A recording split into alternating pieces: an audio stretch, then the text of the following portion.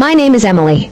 I'm 29 years old, and last month my husband kicked me and our newborn baby out of our house because he thought I cheated on him. He didn't even look at me when he said it. He just handed me a piece of paper and told me to leave. I thought we had the perfect marriage. We met in college. He was the quiet guy who always helped everyone with assignments. I was the girl who worked 2 jobs and still showed up to every class exhausted. He used to tell me I was the strongest woman he'd ever met. When I got pregnant, he cried. Not just a few tears. He sobbed like a child.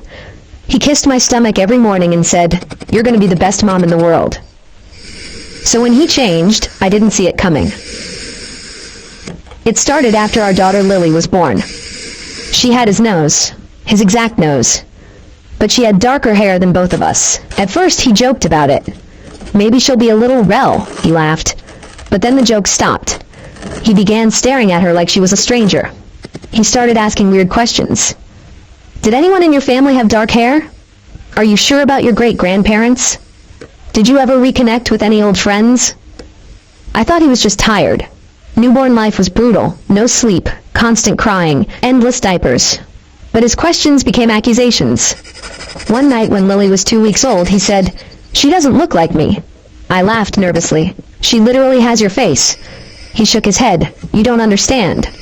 That was the first time I felt scared. A few days later, he came home late. He was quiet. Too quiet. He held Lily, looked at her, and then looked at me like I was a stranger.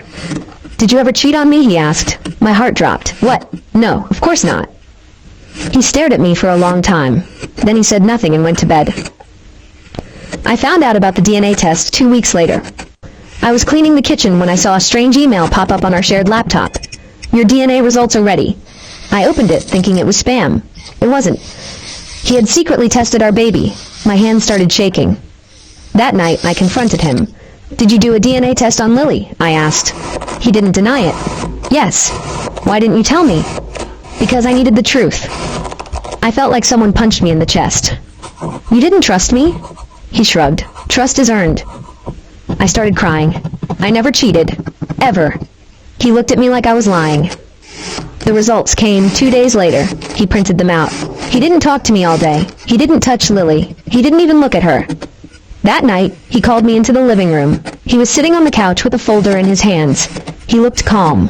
Too calm. He said, "She's not mine." My brain stopped working. What? The test says I'm not her father. I felt dizzy. "That's impossible. I never cheated on you." He stood up. "Stop lying." "I'm not lying." He threw the paper at me. "Look at it. 0% probability." I stared at the paper. My hands were shaking so badly I could barely read. He continued, "I trusted you.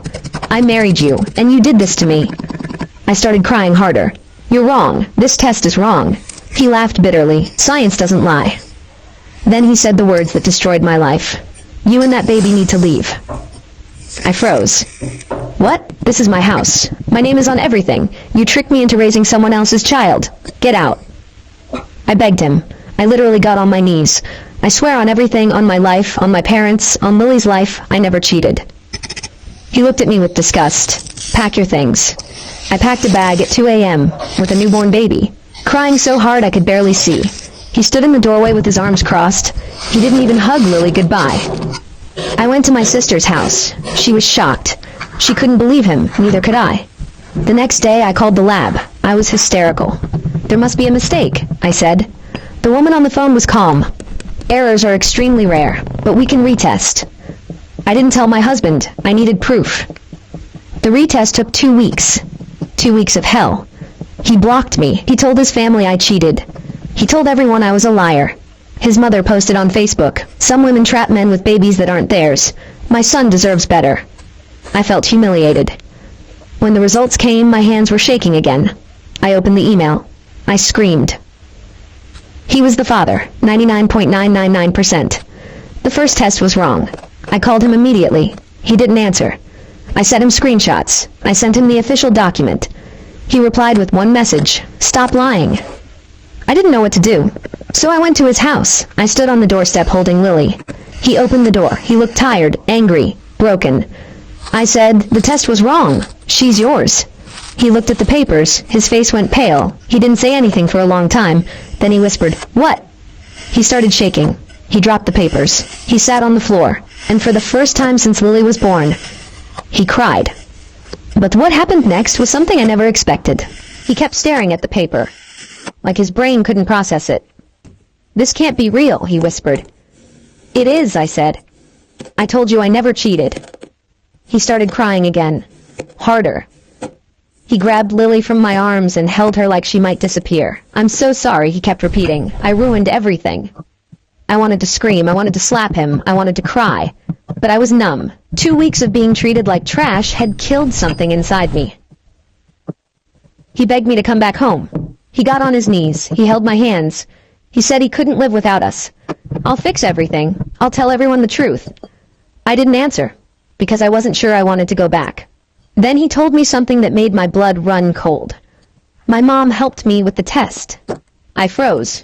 "What?" "She suggested it. She gave me the lab. She even helped me collect the sample." I felt sick. His mother never liked me. She always said I was too independent, too poor, too ambitious. She wanted him to marry someone from a rich family. I asked him, "Did she see the results?" He nodded. She said, "I knew she wasn't loyal." My hands started shaking. I went home with him that night, not because I forgave him, but because I needed to know everything. His mother was waiting for us. She smiled when she saw Lily. She hugged her, like nothing happened. I showed her the retest results. She barely reacted. "That lab must be wrong," she said. I stared at her. "Excuse me?" She crossed her arms. "You embarrassed my son. Now you're trying to trap him again."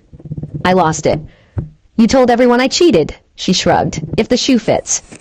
That night I couldn't sleep. Something felt wrong. She was too calm, too cold. So I checked the first lab. I contacted them again.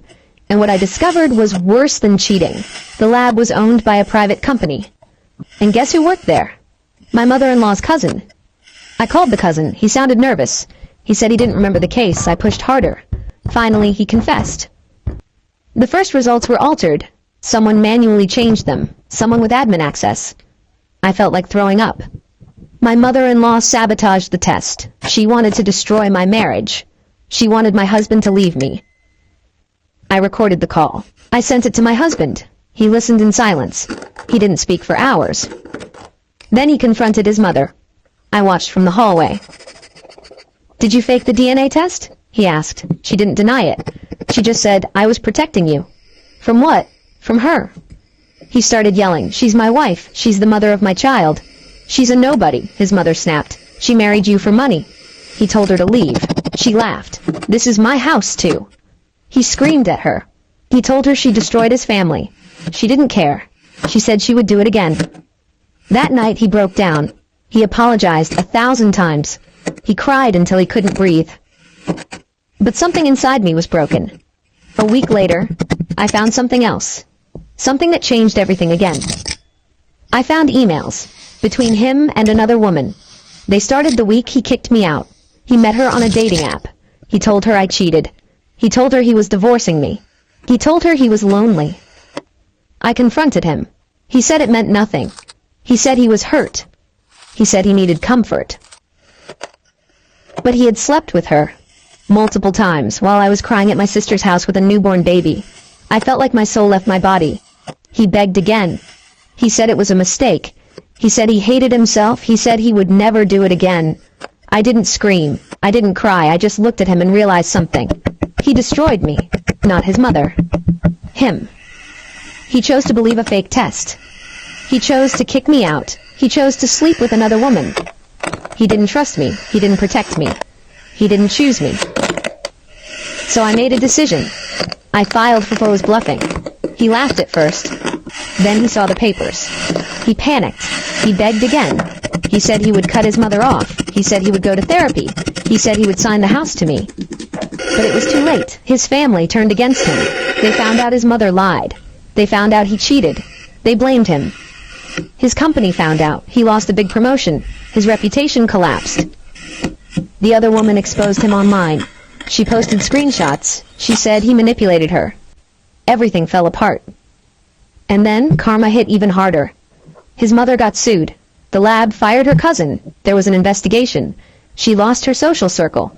Her friends turned on her. She tried to apologize to me. I blocked her. My ex-husband tried to come back. He said he realized I was the love of his life. He said he would wait forever. But I had already moved on. And then, months later, something shocking happened. I got a message from the other woman. She was pregnant. She said the baby was his. And guess what? He demanded a DNA test, and it came back negative. He lost his mind. He accused her of cheating. He kicked her out. He repeated the same cycle. She contacted me. She apologized. She said she finally understood. I felt nothing. Now I'm raising Lily alone. She looks exactly like him, but she will never know the man who destroyed her family. Sometimes he sends messages. He says he misses us. He says he regrets everything. I never reply, because he believed a lie over his wife, and that's something you can never undo. He didn't believe me at first. He kept saying the lab wouldn't lie. He kept saying I was just trying to manipulate him. So I showed him everything. The recording, the emails, the cousin's confession. He listened in silence. His face turned gray. He didn't say a word. He just grabbed his keys and left. I found out later what happened that night. He drove straight to his mother's house. He didn't knock. He didn't call. He just walked in. He threw the printed results on her table. He played the recording. He showed her the emails.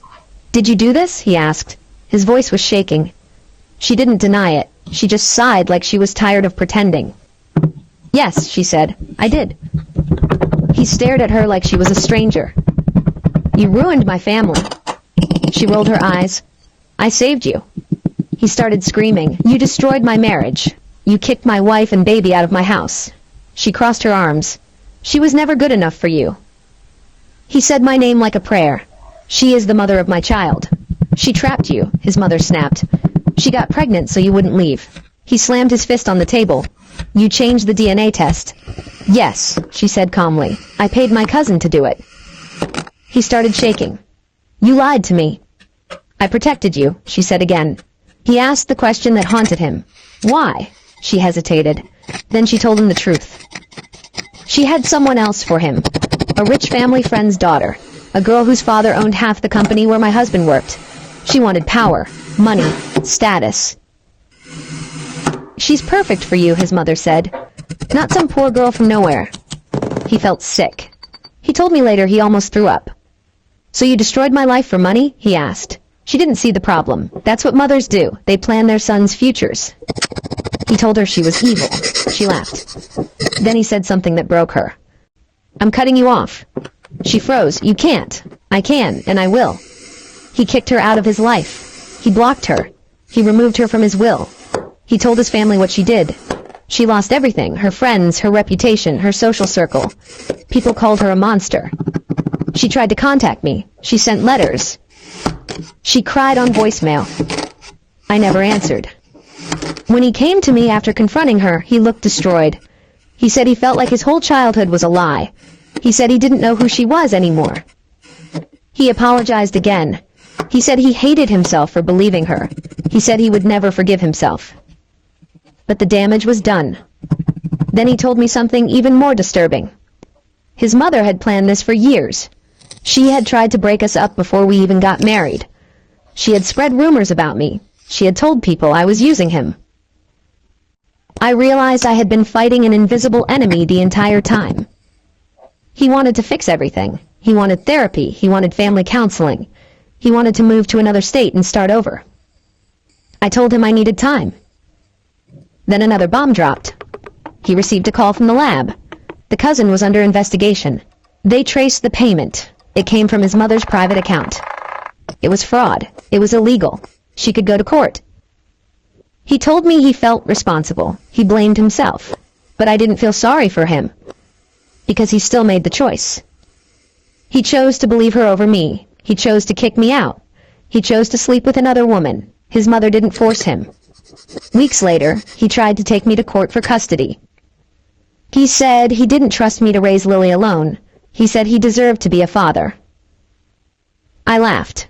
He destroyed her life before she could even talk. The court battle was ugly. He had money. He had lawyers. I had proof.